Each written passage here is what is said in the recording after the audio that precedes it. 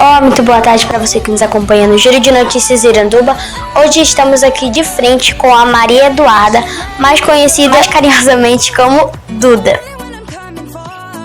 Duda, da onde veio essa vontade de ser uma influencer digital? Então, esse sonho desde criança que eu tenho de... Não é por dinheiro nem por fama, é por ser reconhecido assim na rua e ter aquele carinho das pessoas, ter fãs. Eu acho muito lindo isso e é meu sonho.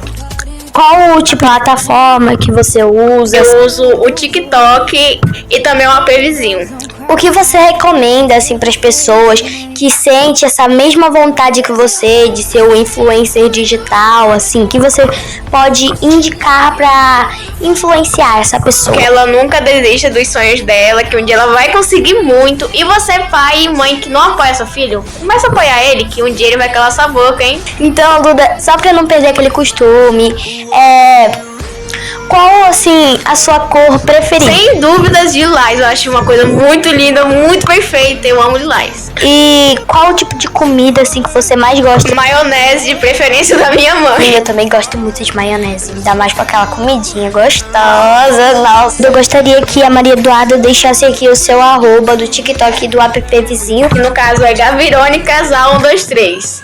E me perdoe, mas eu vou mudar esse nome, ok? É isso. As imagens foram do cinegrafista Fernando Santos e a reportagem da Amanda Santos, diretamente para o Giro de Notícias. Esse foi o bate-papo com a Maria Eduarda, de frente com a repórter Amanda Santos.